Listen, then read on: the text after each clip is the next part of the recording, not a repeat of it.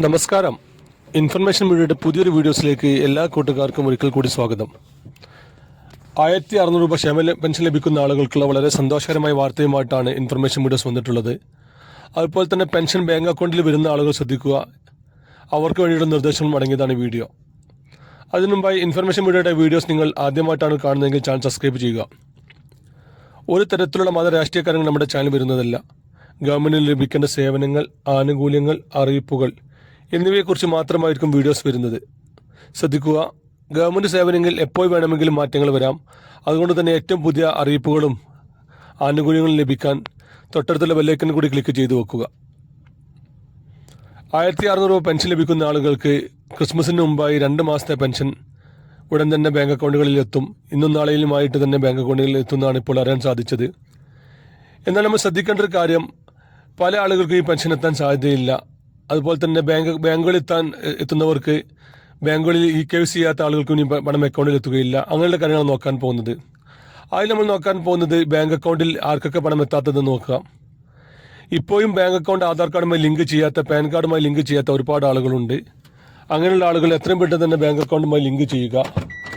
അതുപോലെ തന്നെ മറ്റൊരു കാര്യം ശ്രദ്ധിക്കേണ്ടത്, പല ആളുകളും ബാങ്കിൽ കൊടുത്ത മൊബൈൽ നമ്പർ പഴയ മൊബൈൽ നമ്പർ ആയിരിക്കും. നമ്മളിപ്പോൾ ആ മൊബൈൽ നമ്പർ ഉപയോഗിക്കുന്നില്ല എന്നുണ്ടെങ്കിൽ എത്രയും പെട്ടെന്ന് തന്നെ നമ്മൾ ആ നമ്പർ മാറ്റാൻ ശ്രമിക്കുക.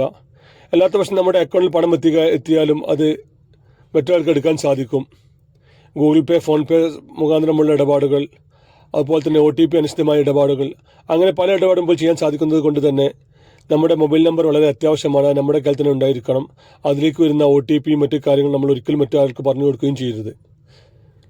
പല ആളുകളും നമ്പർ ഇപ്പോൾ പഴയ നമ്പറാണ് ഉപയോഗിക്കുന്നത്. അതിനുശേഷം അവർ മൊബൈൽ നമ്പർ ഉപയോഗിക്കുകയും ചെയ്യും. എന്നാൽ മാസങ്ങൾക്ക് ശേഷം ആ നമ്പർ വേറെ ആളെ കയ്യിലെത്തുകയും നമ്മൾ പണ ഇടപാട് നടത്തുന്നതെല്ലാം അതിലേക്കായിരിക്കും മെസ്സേജ് ആയിട്ട് വരിക. അങ്ങനെ അവർക്കത് അറിയാൻ സാധിക്കും. അവർക്ക് ബാങ്ക് അക്കൗണ്ട് ഡീറ്റെയിൽസ് എടുക്കാൻ സാധിക്കും. അങ്ങനെയുള്ള ആളുകൾ എത്രയും പെട്ടെന്ന് തന്നെ ആ നമ്പർ മാറ്റാൻ ശ്രമിക്കുക. നമ്മുടെ പണ ഇടപാട് നടത്തുന്ന സമയത്ത് നമ്മുടെ ഫോണിലേക്ക് തന്നെയാണ് OTPയും അതുപോലെ തന്നെ മെസ്സേജുകളും മറ്റും വരുന്നതെന്ന് ഉറപ്പുവരുത്തുക. അതുപോലെ തന്നെ മറ്റു കാര്യം ശ്രദ്ധിക്കേണ്ടത്, മസ്റ്ററിങ് ചെയ്യാത്ത ഒരുപാട് ആളുകൾ ഇനിയും ഉണ്ട്. എല്ലാ വർഷവും ചെയ്യേണ്ട കാര്യമാണ് മസ്റ്ററിങ്. എല്ലാ രൂപത്തിലുള്ള പെൻഷൻ വാങ്ങുന്ന ആളുകളും നിർബന്ധമായും ചെയ്യണം. പല ആളുകളും ഇപ്പോഴും അത് കാര്യമായിട്ട് എടുത്തിട്ടില്ല. അങ്ങനെയുള്ള ആളുകൾ എത്രയും പെട്ടെന്ന് തന്നെ മസ്റ്ററിങ് പൂർത്തിയാക്കാൻ ശ്രമിക്കുക. എങ്കിൽ മാത്രമായിരിക്കും തുടർന്ന് അവർക്ക് പെൻഷൻ ലഭിക്കുകയുള്ളൂ.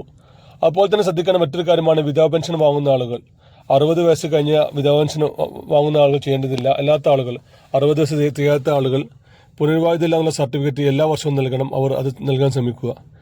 എങ്കിൽ മാത്രമായിരിക്കും തുടർന്നും അവർക്ക് പെൻഷൻ മറ്റ് ആനുകൂല്യം ലഭിക്കുകയുള്ളൂ. വീഡിയോ ഇഷ്ടപ്പെടുന്നു കരുതുന്നു.